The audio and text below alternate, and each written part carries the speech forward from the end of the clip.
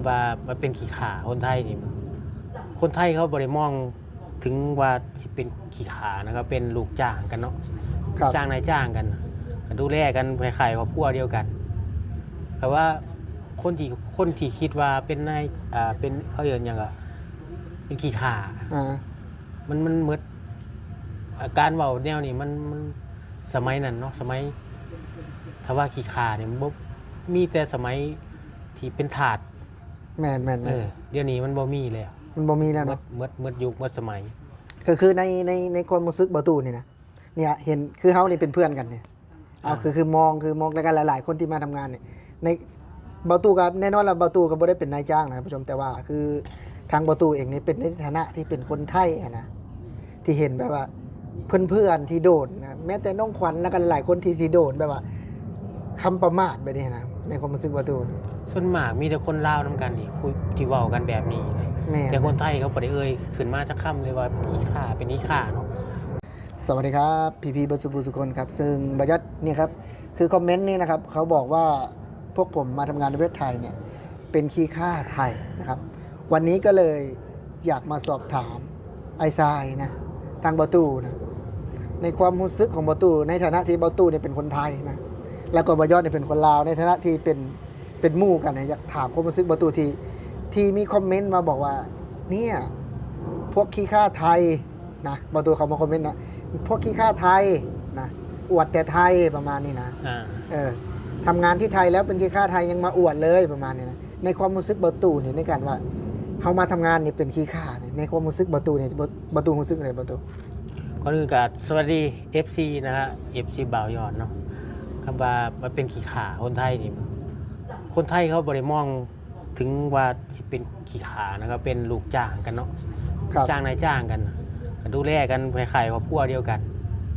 แต่ว่าคนที่คิดว่าเป็นนายเป็นเขาเรียกหยังอ่ะเป็นขี้ข่ามันเหมือนการเว้าแนวนี้มันสมัยนั้นเนาะสมัยถ้าว่าขี้ข่าเนี่ยมันบ่มีแต่สมัยที่เป็นทาส แม่นเดี๋ยวนี้มันบ่มีแล้ว มันบ่มีแล้วเนาะ เมื่อยุคเมื่อสมัย คือในความรู้สึกบาตูนี่นะเนี่ยเห็นคือเฮานี่เป็นเพื่อนกันเนี่ยเอาคือมองแล้วกันหลายๆคนที่มาทำงานเนี่ยในบาตูกับแน่นอนแล้วบาตูก็บ่ได้เป็นนายจ้างนะท่านผู้ชมแต่ว่าคือ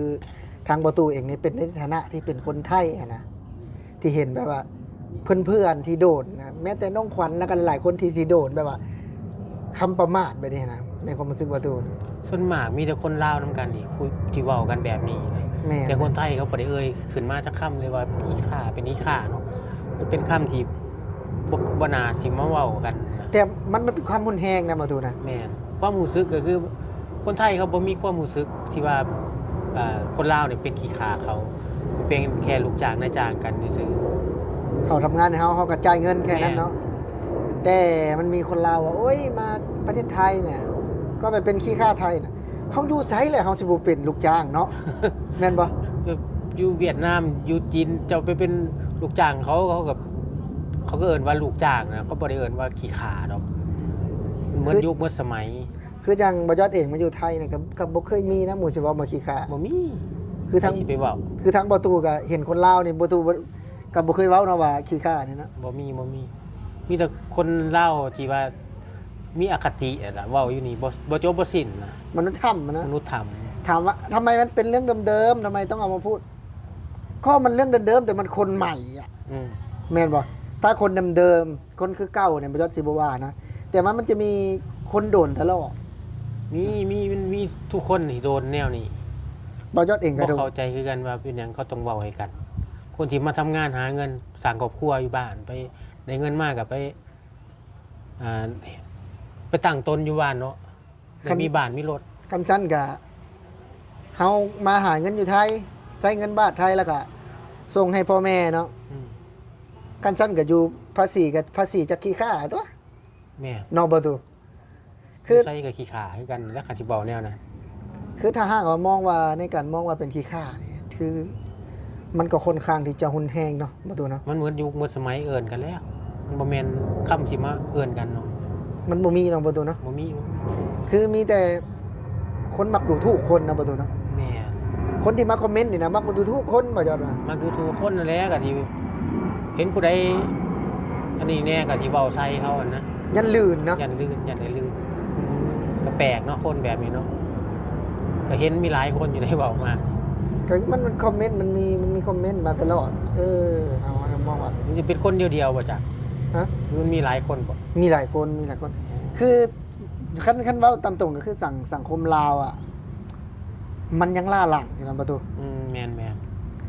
คือบางคนก็อาจจะมีโทรศัพท์ใหม่แบบนี้นะ ๆ บ่เคยมีโทรศัพท์แบบนี้นะแบบเขาเว้าความจริงกับว่าเขาเว้าใส่ร้ายป้ายสีนู่นนั่นนี่เอาคือสมมุติว่าเบาตู้เนี่ยไปสปปลาว อืม เบาตู้ไปทายถนนดินแดง อ่า เขาก็ว่าเบาตู้ใส่ร้ายเลยใส่ร้ายประเทศลาวก็จริงนะ ก็สิให้ว่าจังไดก็เว้าความจริงบ่ได้ดิซั่น เบาความจริงบ่ได้เลย อ้าวเป็นจังซั่นไป คือเฮานี่มาอยู่ประเทศไทยเนี่ยเฮาก็ต้องเว้าความจริงเฮาถ่ายในประเทศไทยมันเจริญเด้ แม่น เขาก็ต้องยอมรับแต่บางคนก็มันสิมาเว่าแบบนี้คันเฮาถ่ายนะบักบ้านนอกนะบักบ่เจริญเอาก็เอากูไม่เห็นบนเจริญอยู่ไปถึงถ่ายเนาะสมมุติว่า คือถือว่ารับความจริงบ่ได้เด้ รับความจริงบ่ได้ เออ คือทางประตูเองนี่คนไทยนี่ก็บ่เคยคิดว่าคนลาวนั้นเป็นขี้ข้านะประตู บ่มีเขาก็เป็นแบบส่วนมากเขาสิเอิ้นว่าแรงงานเนาะ ก็แรงงานเนาะ มาขายแรงงาน เขาบ่ได้ขายขี้ข้า บ่ได้ขายขี้ขา มัน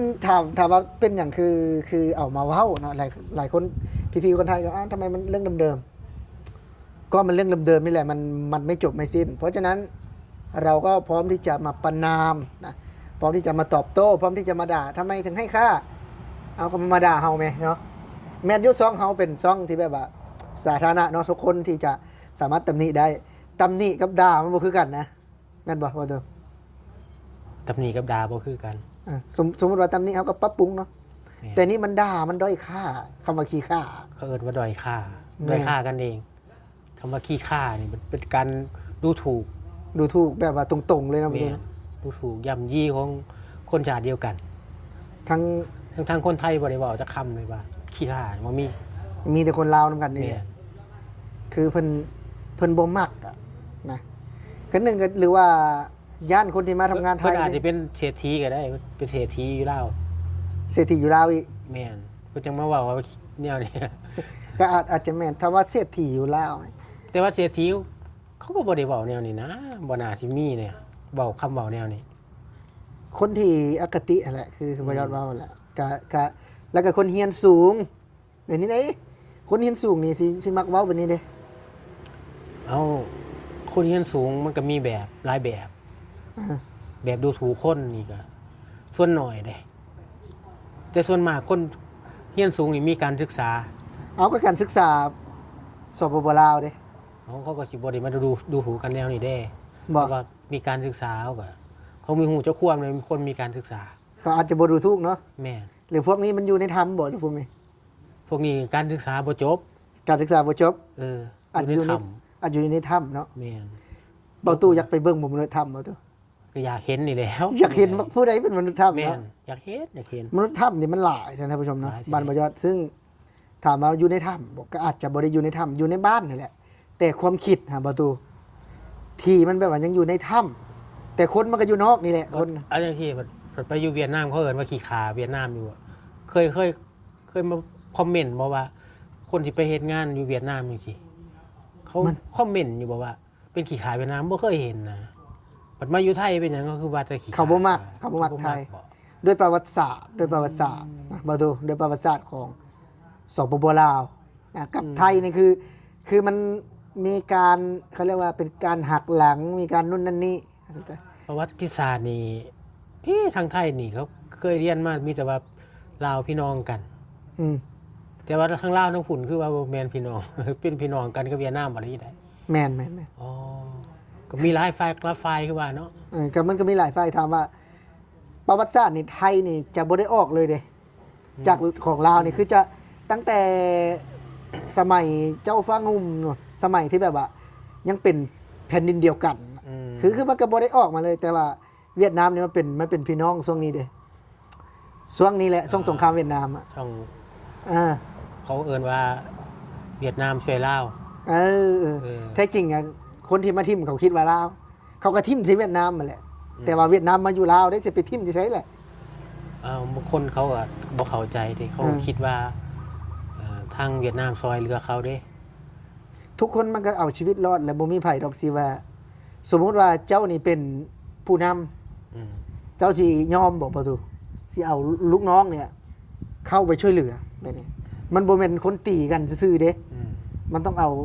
มันก็ต้องเห็นดีทั้งสองฝ่ายแม่นปะคือประชาชนนี่คนไทยเนี่ยสมมุติว่า เรามีปัญหาที่ไปซอยนี่มันบ่แม่นคือเฮาลิ้นทันหน้าเด้แม่นบ่ แม่น คือว่าเวียดนามเป็นหยังคือไป เพราะว่าเวียดนามหนึ่งด้วยของห้องว่าประตูเขาอยู่หั่นอยู่แล้ว อ่ะนะเข้าใจบ่เขาโดนโจมตีอยู่แล้วเพราะฉะนั้นเขาก็มาดึงลาวไปนะเขามาอยู่ลาวทิ่มตุ้มลงมากระถือคนลาวก็จะให้ตัว อันประวัติกันนั้นก็บ่ค่อยอันนี้ปานใดดอกบ่ค่อยฮู้เนาะ แต่ถามว่าคนลาวกับคนไทยเนี่ยคำประชาชนน่ะฮู้นะมาตูคันบุคคลทั่วไปเนี่ยก็คือ เอาสิคอยไปเล่าหันคอยเคยไปถามพ่อใหญ่คนหนึงที่ขับรถไปอันนี้ล่ะเมาไปเที่ยวนี่แหละ อ่า เขาก็ถามว่าพ่อใหญ่บ้านเมืองเป็นจังซี่ทั้งต้นไม้ต้นไรแต่ก่อนหลายๆไปไสเมิดเพิ่นก็ว่าเพิ่นเว้าบ่ได้ว่าเขาเอาไปขายเวียดนามหมดแล้ว อ่า เพิ่นว่าเว้าบ่ได้ดอกประชาชนฮู้ดีแต่ว่าบ่กล้าเว้าบ่ได้เพิ่นว่าประมาณนั้น มันก็ประมาณนั้นท่านผู้ชมนะสำหรับคลิปนี้ก็ออกนอกเรื่องไปนิดนึงนะครับ ก็ไม่เป็นไรนะครับสำหรับคลิปนี้ก็ขอบคุณเบาตู่นะครับสวัสดีครับเบาตู่ ส ครั วั บ สดีครับ อืม